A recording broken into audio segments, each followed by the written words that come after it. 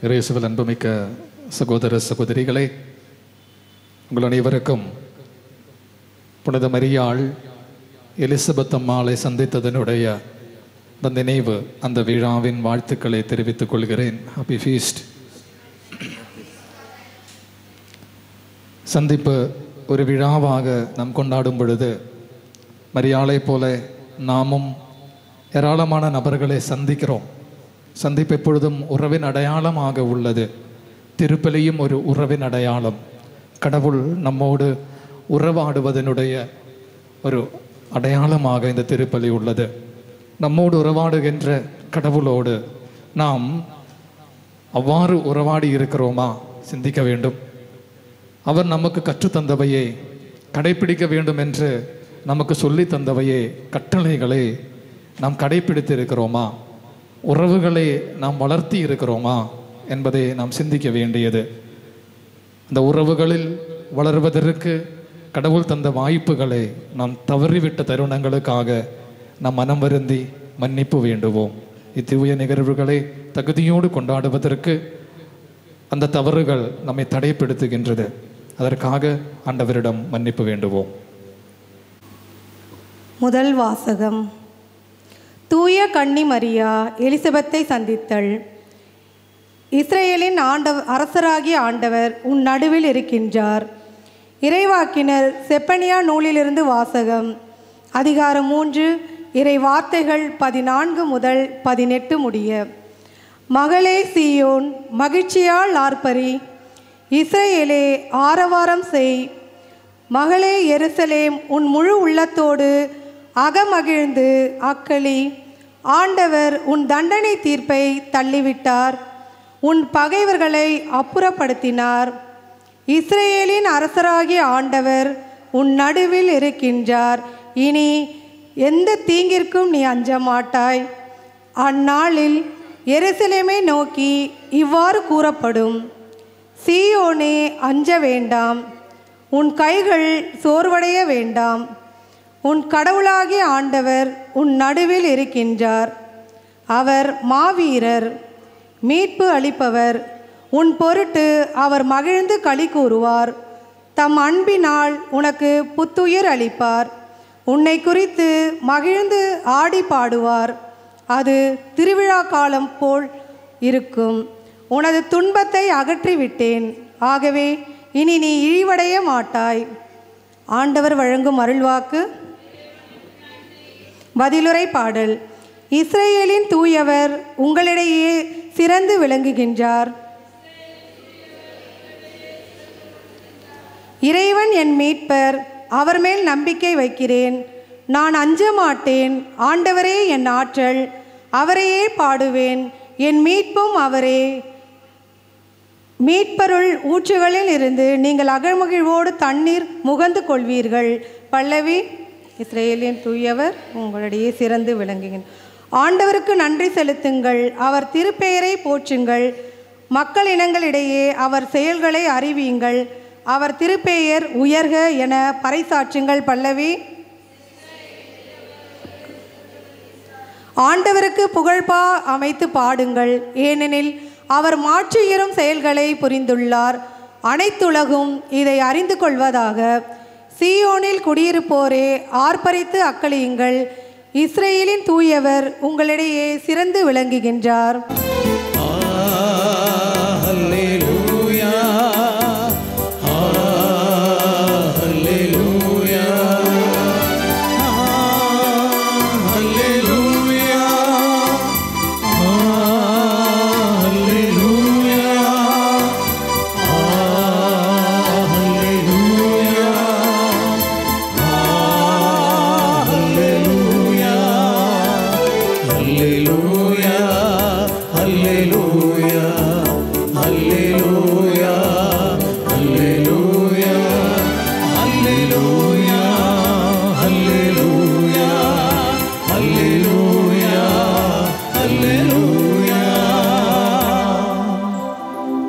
ஆண்டவர் உங்களோடு இருப்பாராக. ஆத்மாவோடும் இருப்பாராக. லூக்கா எழுதிய தூய நற்செய்தியிலிருந்து வாசகம். ஆண்டவரே, மாட்சி உமக்கே. அதிகாரம் 1, இறை வார்த்தைகள் 39 முதல் 56 வரை. லூக்கா நற்செய்தி 1ஆம் அதிகாரம் 39 முதல் உள்ள இறை வார்த்தைகள். அக்காலத்தில் மரியா புறப்பட்டு யூதயா மலைநாட்டில் உள்ள ஒரு ஊருக்கு விரைந்து சென்றார். அவர் சக்கரியாவின் வீட்டை அடைந்து எலிசபெத்தை வாழ்த்தினார். மரியாவின் வாழ்த்தை எலிசபெத்து கேட்டபொழுது அவர் வயிற்றில் இருந்த குழந்தை மகிழ்ச்சியால் துள்ளிற்று. எலிசபெத்து தூய ஆவியால் முற்றிலும் ஆட்கொள்ளப்பட்டார். அப்போது அவர் உரத்த குரலில், பெண்களுக்குள் நீர் ஆசி பெற்றவர், உம் வயிற்றில் வளரும் குழந்தையும் ஆசி பெற்றதே. என் ஆண்டவரின் தாய் என்னிடம் வர நான் யார்? உம் வாழ்த்துரை என் காதில் விழுந்ததும் என் வயிற்றினுள்ளே குழந்தை பேருவகையால் துள்ளிற்று. ஆண்டவர் உமக்கு சொன்னவை நிறைவேறும் என்று நம்பிய நீர் பேறு பெற்றவர் என்றார். அதை கேட்ட மரியா பின்வருமாறு கூறினார்: ஆண்டவரே, எனது உள்ளம் போற்றி பெருமைப்படுத்துகின்றது. என் மீட்பராம் கடவுளை நினைத்து எனது மனம் பேருவகை கொள்கின்றது. ஏனெனில் அவர் தம் அடிமையின் தாழ்நிலையை கண்ணோக்கினார். இது முதல் எல்லா தலைமுறையினரும் என்னை பேறு பெற்றவர் என்பர். ஏனெனில் வல்லவராம் கடவுள் எனக்கு அரும்பெரும் செயல் செய்துள்ளார். தூயவர் என்பதே அவரது பெயர். அவருக்கு அஞ்சி நடப்போருக்கு தலைமுறை தலைமுறையாய் அவர் இரக்கம் காட்டி வருகிறார். அவர் தம் தோல் வலிமையை காட்டியுள்ளார். உள்ளத்தில் செருக்குடன் சிந்திப்போரை சிதறடித்து வருகிறார். வலியோரை அரியணை நின்று தூக்கி எறிந்துள்ளார். தாழ்நிலையில் இருப்போரை உயர்த்துகிறார். பசித்தோரை நலன்களால் நிரப்புள்ளார். செல்வரை வெறுங்கையராய் அனுப்பிவிடுகிறார். மூதாதையருக்கு உரைத்தபடியே அவர் ஆபிரகாமையும் அவர் தம் வழிமரப்பினரையும் என்றென்றும் இரக்கத்தோடு நினைவில் கொண்டுள்ளார். தம் ஊழியராகிய இஸ்ராயலுக்கு துணையாக இருந்து வருகிறார். மரியா ஏறக்குறைய 3 மாதம் எலிசபெத்தோடு தங்கி இருந்த பின்பு தம் வீடு திரும்பினார். ஆண்டவரின் அருள் வாக்கு. கிறிஸ்துவே, உமக்கு புகழ்.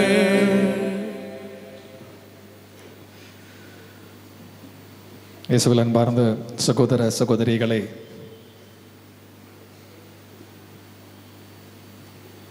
இன்றைய இந்த நற்செய்தி பகுதியை வாசிக்கும் பொழுது சிந்தனைகள் ஏராளமாக கடந்து வருகின்றன. எவ்வளவு வேணாலும் பேசலாம். அந்த அளவுக்குள்ள ஒரு பகுதி தான் இன்றைய நற்செய்தி பகுதியானது. மரியாள் எலிசபெத் அம்மாளை சந்திப்பது, அங்கே நடக்கின்ற நிகழ்வுகள், அங்கே நடந்த உரையாடல்கள் அனைத்துமே இன்று நாம் வாசிக்க கேட்டோம். அன்புக்குரியவர்களே, நான் ஏற்கனவே காலையில் உங்களிடம் சொல்லி இருந்தேன், மரியாள் எலிசபெத் அம்மை சந்திக்க புறப்பட்டு சென்ற விதம் எப்படி இருந்தது?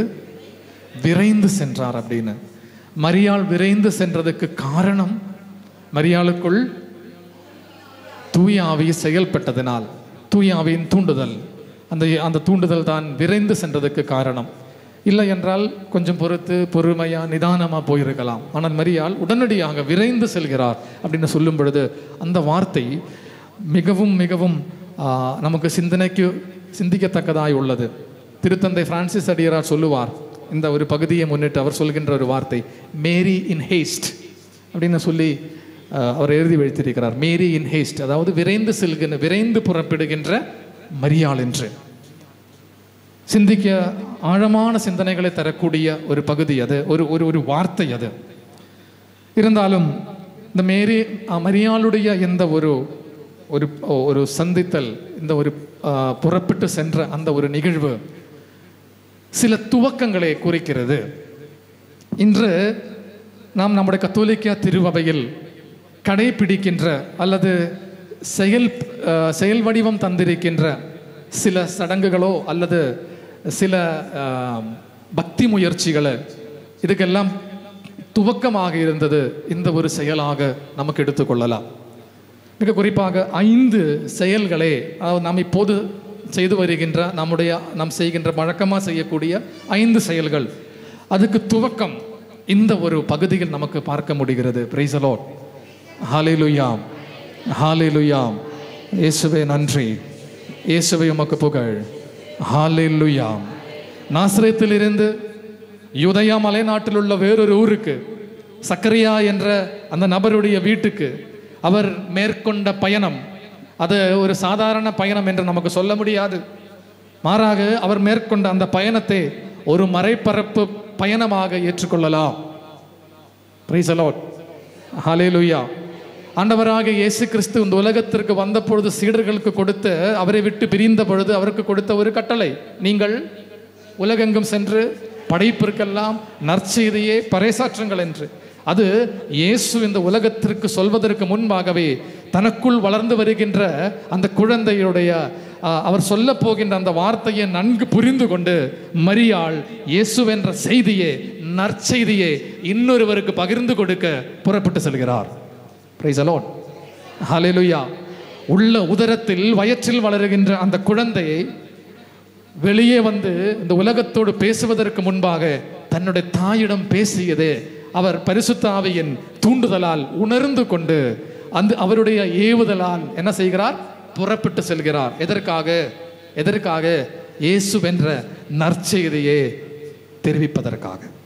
இந்த மரியாள் அந்த எலிசபெத்தை சந்தித்த அந்த நிகழ்வானது ஒரு மறைபரப்பு பயணம் என்று சொல்வதற்கு இதற்கு மேல் வேற என்ன வேணும்? நம்ம தானே அங்க போய் என்ன செய்தார்? வாழ்த்தினார். வாழ்த்துரை கேட்ட பொழுது பரிசுத்த ஆவியால் ஆட்கொள்ளப்பட்டார். உலகெங்கும் சென்று படைப்பிற்கெல்லாம் நற்செய்தியை பறைசாற்றுங்கள், தந்தை மகன் தூய ஆவியாரின் பேரால் திருமுழுக்கு கொடுங்கள். பரிசுத்த ஆவியை பெற்றுக்கொள்கிறார். எலிசபெத் ஆட்கொள்ளப்பட்டார். அப்போது ஒரு மறைபரப்பு பயணம் என்று சொல்லலாம். இரண்டாவதாக, அல்லது மறைபரப்பு பணிக்கு ஒரு துவக்கம் அங்கே நடைபெற்றது. மரியாள் ஒரு எடுத்துக்காட்டான ஒரு முன்னுதாரணமாக திகழ்கிறார் என்று வேணால் நமக்கு சொல்லலாம். இரண்டாவதாக, மரியாளுடைய இந்த பயணமானது முதல் நற்கருணை பவனி என்று வேணால் சொல்லலாம். எனது முதல் நற்கருணை பவனி. இன்றைக்கு நாம் நற்கருணை பவனியை நடத்தினோம். எரிக்கோ ஜபத்திலும் சரி, மற்றும் இந்த 3 மணி இறையிறக்கத்தின் ஆராதனை வேளையிலும் சரி, நற்கருணை கரங்களில் ஏந்தி நாம் பயணித்தோம் அல்லவா? அதனுடைய ஒரு துவக்கம் எங்கே என்று பார்த்தீங்கன்னா இதுதான். தன்னுடைய உதரத்தில் இயேசுவை சுமந்து கொண்டு பயணித்தார். யூதயா நாட்டிற்கு எலிசபெத்தை சந்திக்க போகும் பொழுது முதல் நற்கருணை பவனி. மரியாளை முதல் உடன்படிக்கையின் பேழை, நற்கருணை பேழை என்றெல்லாம் நாம் அழைக்கிறோம். காரணம் இதுதான். உதரத்திலும் இதயத்திலும், உதரத்தில் மட்டுமல்ல, உதரத்தில் குழந்தை உருவாக்கப்படுவதற்கு முன்பே மரியாள் இதயத்தில் அந்த குழந்தையை பெற்றுக்கொண்டார், ஏற்றுக்கொண்டார். இல்லை என்றால் அந்த உதரத்தில் அந்த குழந்தை உருவாக்கப்பட்டிருக்காது. அப்போ மரியாள் அந்த உதரத்தில் அவரை சுமந்தோம் என்றால் ஒவ்வொரு நாளும் இயேசுவென்ற அந்த குழந்தையை அல்லது அந்த உயிரே, இயேசுவென்ற உயிரே இதயத்திலும் உள்ளத்திலும் சுமந்து கொண்டு நற்கருணை பவனி நடத்த கடமைப்பட்டிருக்கிறவர்கள் நாம். மரியாள் கற்றுத்தருகின்ற ஒரு பாடம் அது, முதல் நற்கருணை பவனி. Price the lord, hallelujah, hallelujah. இயேசுவே நன்றி, இயேசுவே உமக்கு புகழ், ஹல்லேலூயா. இன்னும் ஒன்று சொல்லணும்னா, மூன்றாவது மரியாள் துவங்கிய ஒரு செயல் என்னவென்றால் முதல் கரிஸ்மாட்டிக் ப்ரேயர் அப்படின்னு கூட சொல்லலாம். கரிஸ்மாட்டிக் ப்ரேயர் அப்படின்னு சொன்னா கரிஸ்மாட்டிக் தியானம் அப்படின்னு எப்படி இருக்கும்? மற்ற தியானங்களுக்கும் கரிஸ்மாட்டிக் தியானத்துக்கு என்ன வித்தியாசம்?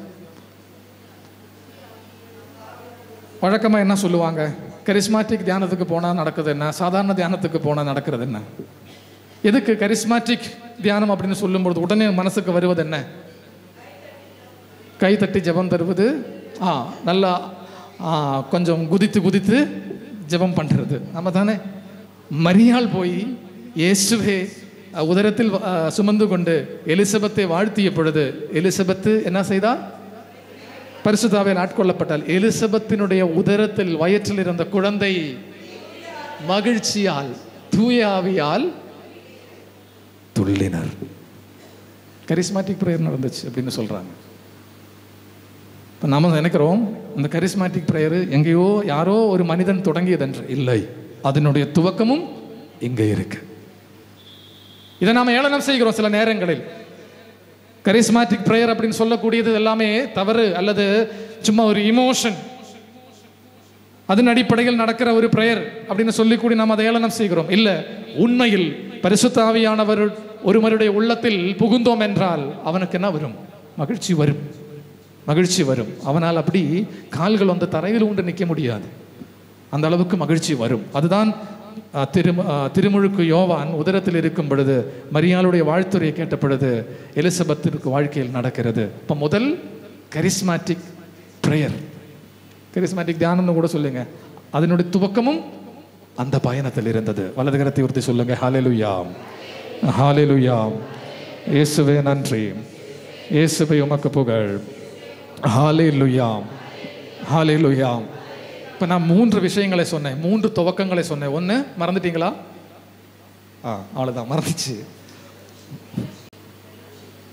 லீடர்ஷிப்பா, மறைப்பரப்பு பணி, மிஷன் மிஷன் மிஷன் பயணம் அப்படின்னு சொல்லிக்கூட. மறைப்பரப்பு பணி முதல், 2 நற்கருணை பவனி, 3 கரிஸ்மேட்டிக் பிரேயர், 4வதாக என்ன நடந்ததுன்னா முதல் முறையாக ஜெபமாலை சொல்லப்பட்டதும், ஜெபமாலை ஜெபம் சொல்லப்பட்டதும் அங்கேதான். எங்க? பெண்களுள் ஆசீர் பெற்றவர் நீரே, உம்முடைய திருவயிற்றின் கனியான இயேசுவும் ஆசீர்வதிக்கப்பட்டவர் என்று. பிற்காலத்தில் திரு அவையில், கத்தோலிக்க திரு அவையில் உருவம் கொண்ட ஒரு ஜெபமாக ஜெபமாலை ஜெபம் இருந்தால் கூட அதனுடைய அடித்தளம் இடப்பட்டது, அதனுடைய துவக்கம் இருப்பது மரியாளுடைய இந்த பயணத்தில் தானே. Price the Lord.